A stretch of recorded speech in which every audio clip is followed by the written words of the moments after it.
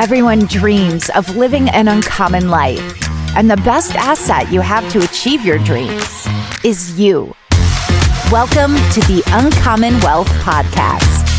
We're going to introduce you to people who are living uncommonly. We're also going to give you some tools and strategies for building wealth and for pursuing an uncommon path that is uniquely right for you. Hello and welcome everybody to another episode of the Uncommon Wealth Podcast, where I am your host, Philip Ramsey. And I'm Aaron Kramer. Thanks for tuning in.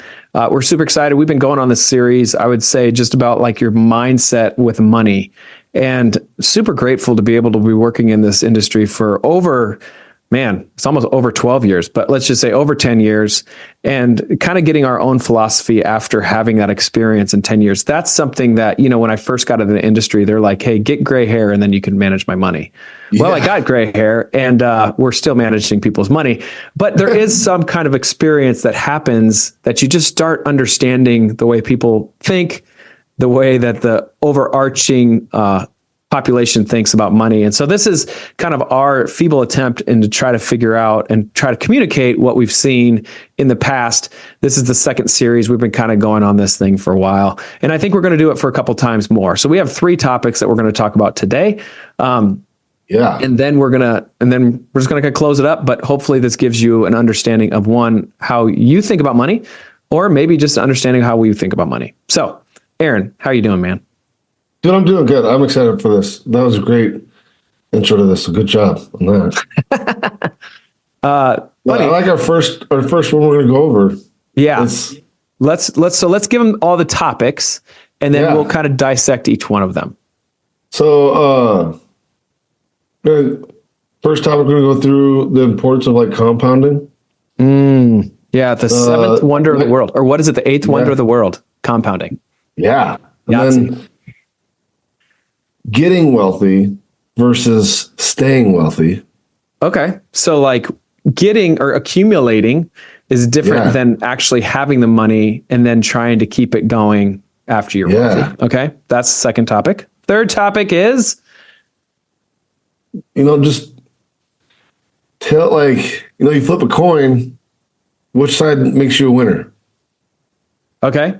So like the odds of making money or keeping money or making wealth, is that kind of the third topic? Like big ideas.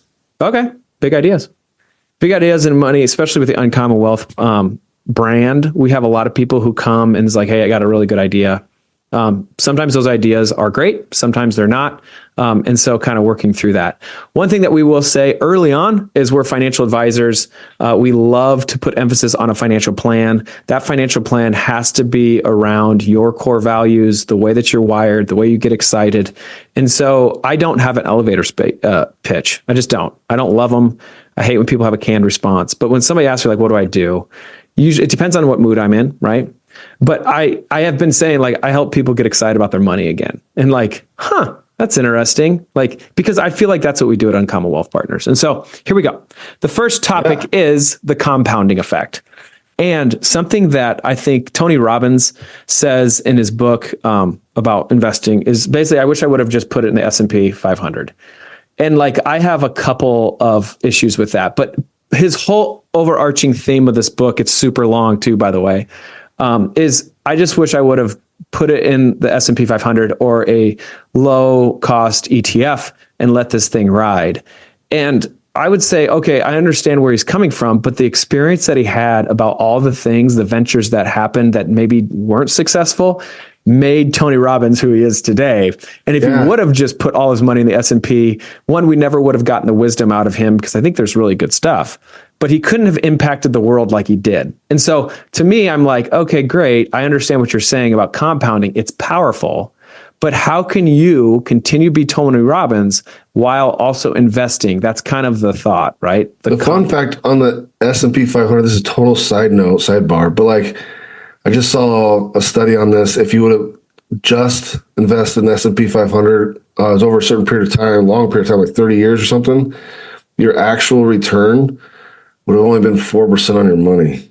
Oh, interesting. After inflation and everything like that, and then like coming back from the dips and stuff. Yeah. Okay. So I don't take those numbers to the bank. Okay. I won't. But it was like something you're like, oh wow, that's not as much as you thought it was. Right. And I think you said something there that's important to point out. One, that when you just look over the growth of the S&P in the past, I don't know, let's say 30 years, the thing that you probably don't think about is inflation and fees that you're paying in order to be in that S&P fund. Now, if you're just doing it by yourself and you're just putting it in a low cost ETF, that's one thing. But if you have advisors, that's a different thing, right? And so those two things you have to factor into the overarching like rate of return for the S&P or anything like that. So that's something to think about. But there is something that's powerful about compounding. Oh my gosh, it's so cool. It's so cool, but it's not easy. It's easy and it's not easy. There's something psychologically about like, it's so easy, it's not easy. And one of the biggest things about, this whole compounding effect is letting your money continue to grow even when it's dropping. Yep. And I would say to complement that, we call it dollar cost averaging. That's what the industry calls it. But it's like contributing and continuing to contribute when the market is down is super important for compounding. Yeah. And so, and they say that, like, I think it's Warren Buffett says, like, our brains have a really hard time just even comprehending the power of compounding. Yes, that's right. But and because it's like a linear, like a bell curve, it like goes straight up. And so the beginning, it's not that powerful, but at the end, it is super powerful. And it exponentially grows when it starts to compound. It wasn't, they say like Warren Buffett's wealth, the majority of his wealth was earned after he retired or something like that? After 65. Yeah. And I think everybody focuses on, Warren Buffett as like the epitome of an investor. And he would say that the biggest thing that has made him successful is just time. Yes. He just did it early on and he kept doing it. And but he would say like even some of the investments that he thought were great, like they weren't, but he just kept going. Yeah. And I think that's the secret sauce to compounding is like time. You can't get the power of compounding in 5 years, 1 year. Like it doesn't work that way. It's like anything. Compounding, it's over time that really builds up. Yep. It really does. And so you can do the numbers in your head. We can show you the numbers, but there's something psychologically about staying in the pocket, continuing to do the things that you know you need to do, all while you're still pursuing what you want to do and getting excited about that. So I think it's a compliment back to old Tony Robbins. There's a compliment of pursuing both. There's going to be things that you're going to be learning if you try to do your own business or start pursuing what you're passionate about. There are inherent lessons that will come to head, and you're going to learn them a lot better than putting your money into the market. But there are two different, I would say, skills that you have to learn. And that's what we're here at Uncommon Wealth. How do you mirror the two? How do we continue to grow? So at the end of the rainbow, you're not like Tony Robbins and say, oh, I wish I would have done this. But you're excited about the path that you're on, and you have, this compounding effect because it's powerful and it's important. It's super important. And not to muddy the waters here, but like compounding is important in money and then just in life. Because if you're starting a business, you're chasing that path, you're going to have failures, you're going to have bumps in the road, and you got to keep growing. And if you keep building your skills upon your skills, that's compounding. Yeah, I would agree with that. Yeah, and it's the time that you get discouraged and you don't do it is when you don't get the effects of what you've just went through. So that's actually a really good point. So good job, Aaron. There you go. Thanks. I had a good idea. They're around every once in a while. You always have good ideas. Okay. Second point is let's get it going. Come on, staying wealthy versus staying wealthy. Yeah, right. Or you got it. Whatever you want, like getting money, like building wealth versus like keeping your wealth. It's a totally different deal. And it's a different mindset. We've seen it countless of times here at Uncommon Wealth. Yeah. Accruing wealth, sometimes like you just keep doing it. Maybe it's hard to do it. Sometimes it doesn't feel like you should, but you keep doing it. And eventually it ends up amassing normally to a considerable amount of wealth. Okay. The point that I think to emphasize this and I'm sure that we can probably put this in the show notes or something, but it's a graph on accumulating wealth versus the income side of wealth.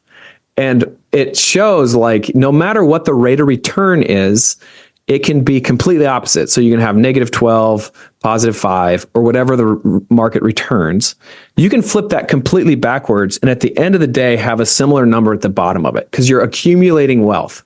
So we all know the market's going to go up. We all know the market's going to go down. So if you continue to just kind of take the guesswork out of it, continue to invest, chances are you're going to have the same amount of money, no matter what the rate of return is and how the sequence of returns happen. So let's just talk about that's accumulating wealth. Okay. But when we talk about distribution of wealth, the rate of return and the sequence of return matters so much more. Yep. Now, that's a small part of what we're talking about, but that is still important. And so it depends on whether you're accumulating wealth or you're starting to live off the wealth that you have accumulated.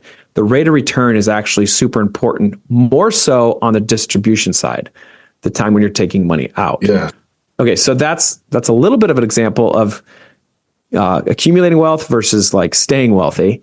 Another way to think about it more on the psychology side of things is like we see a lot in our practice, since we have a lot of people going what we call uncommon. Mm-hmm. You know, and once they've hit success at their uncommon, they get a lot of confidence in building wealth because they found out how valuable they are themselves. Like I can just go make more money. Yes. But when you get into retirement and you're no longer building anything, now the wealth that you have built is very like it's a different shift in mindset because you can't just go make more money because you're done. You're done earning and building. Now you have to live off of what you have. And so like you can't be like, oh, I just want to go buy a yacht and I'll just earn more next year. Like you can't go out earn that yacht. Like the market, you're depending on one thing to out earn that, and that's the market, not you and the market and things like that. That's right. So that's why I think it's good that we're on this uncommon path, because we try to encourage people to start figuring out what you're passionate about early before you retire.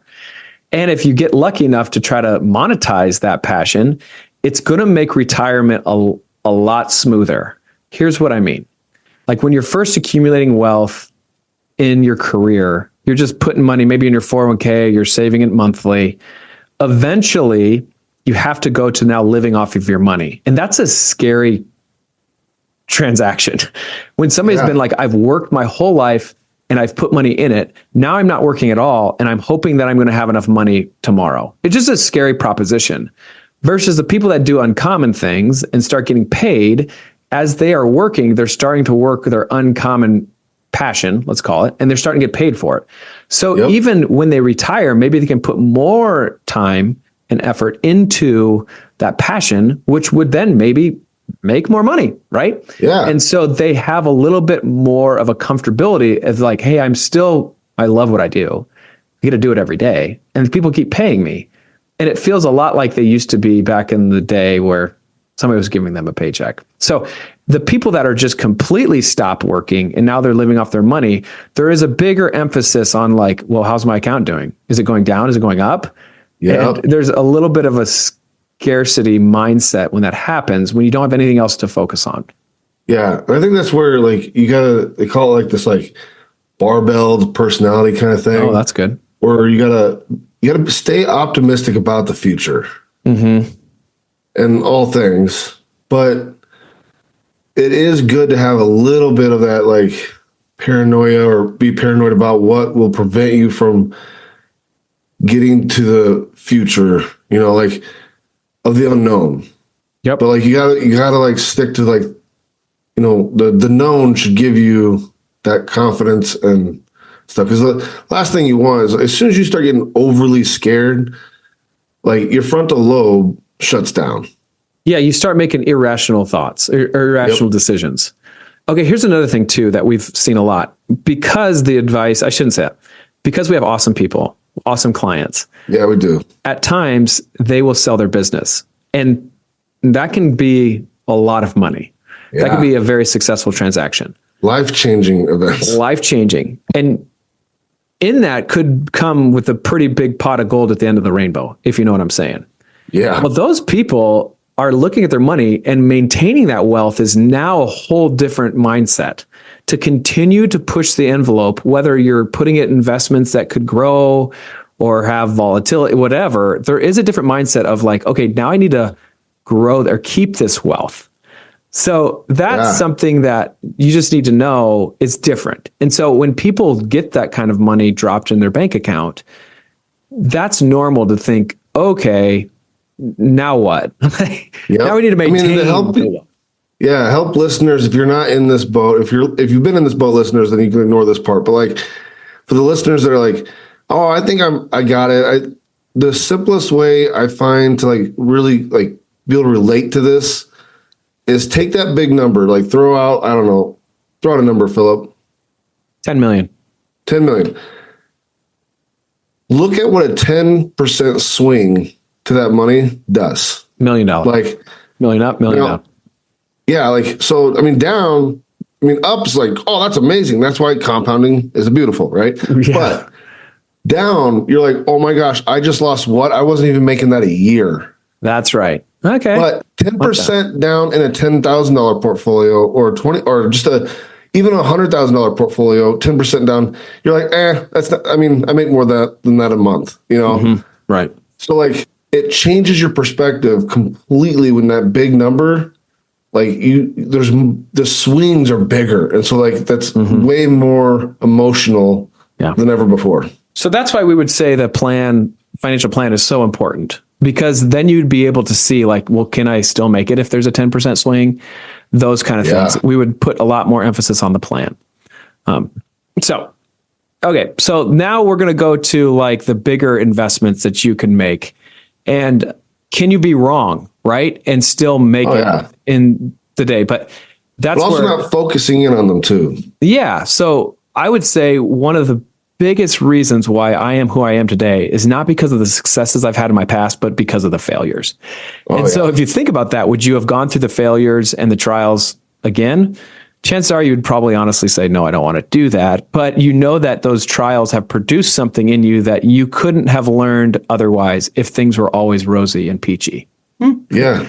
So we had on one of our other podcasts, now I don't know when it's going to get released or if it's already been released, but we got to interview my uncle. And he's very successful. And we asked him a question about his failure, like, he would change. And it was like, nothing. Because failures give you so much. Right.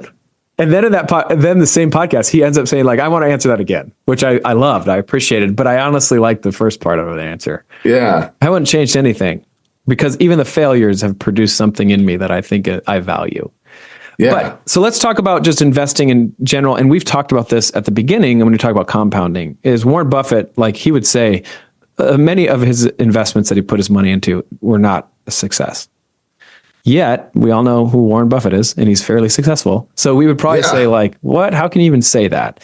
And the point is that there's times where you make an investment, it doesn't go well. That doesn't mean your whole plan is throw it away. It's bad. It's just like, no, that one investment went bad. Okay. Now, the other thing that I would say about this is big decisions are important. And that's why we like to make a plan for people. Sometimes those plans change. For example, I have a buddy that potentially could be changing jobs, and that job is paying less than what his current job is. And so when he kind of called me and he was like talking through this, I was like, well, let me pull up your plan and let me punch in the new number of what you could be making. And we can kind of in numbers take the emotions out of it and see if you're going to be okay. Right. Yeah. What we found is he'd have to work probably 1 or 2 years more in order to have the same success as his other job, paying higher. But then that was a decision him and his wife could talk through.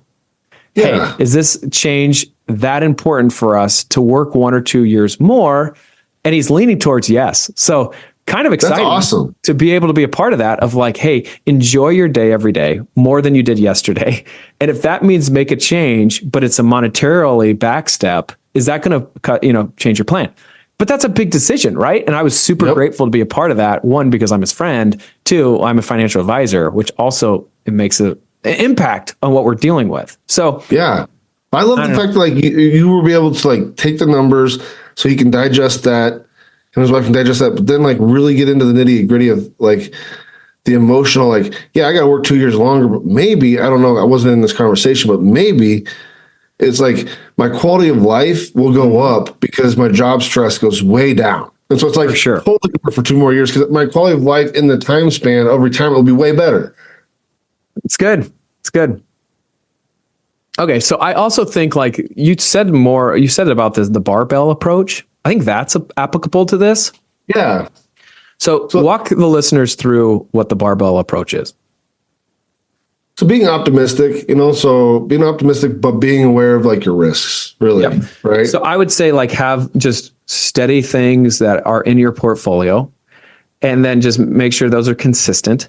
And then you can then on the other side, maybe make, on 5% of your portfolio, like hey, I hope this works. Yeah. If it goes to 0, it's okay too. But right. So like, that's kind of like, so if I'm a meathead, so this analogy might not work for everybody. It's a barbell. So you're going to talk about it, Yeah, I'm going to talk about it. It's a perfect analogy. So for the word, but anyways, if you got a bar up on a squat rack, and it's empty, pretty much how much weight can you put on one side before that bar just flips over? Right. Okay. Let's keep it even. Like you have to be aware, let's be optimistic and let's go after fun, big things.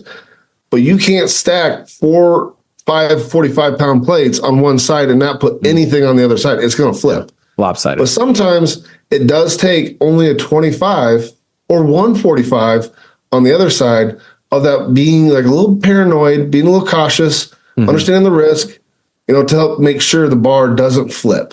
It's good. Right. I like it.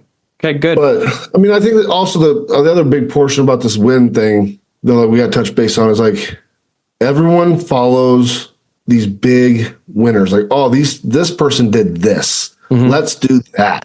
It's like, don't always be chasing the big winners, because if most of the time, I know like we've talked about this before, it's common, but if you're hearing about it, like most Could be too likely, late.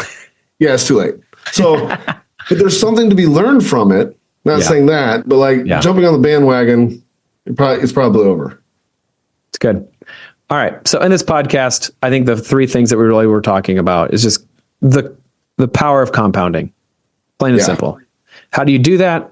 It's a system over time. Take the emotion out of it. Continue to dollar cost average. Deal. The other thing is just when you're accumulating, a different mindset on once you have wealth. And then also the systematic rate of return is important, more important on the distribution side of things. And then the last thing is like what are you chasing after? What big things what is in your portfolio? What is it in your life? And then how does that affect your overall plan? Those are important to talk through. Yeah. Those are my small, would you recap that in any other way? No, I think that's, I mean, compound's super powerful. Out of the 3, I feel like hopefully that's what you'll take away most there. Okay. Compounding in your life and in your portfolio, both. Yeah. And then, like the differences of building wealth versus keeping your wealth and being diligent about your wins. Diligent. I love that word. It's my word of the year. Okay. You've been listening to Uncommon Wealth Podcast. If you ever have any questions, we would love to hear from you. You can email us at podcast@uncommonwealth.com. Let us know your thoughts, what you want to hear, if this was helpful. A lot of times, Aaron and I don't know who's listening to this. Obviously, we get statistics twice a month, or once a month. We just like talking to one another. Yeah, we kind of do. We kind of geek out about this stuff. So we hopefully this is valuable to you. Thanks for being a listener. Thanks for being on the Uncommon bandwagon. We appreciate you. Until next time, go be uncommon. That's all for this episode, brought to you by Uncommon Wealth Partners. Be sure to visit uncommonwealth.com to learn more about our services. Don't miss an episode as we introduce you to inspiring people who are actively pursuing an uncommon life.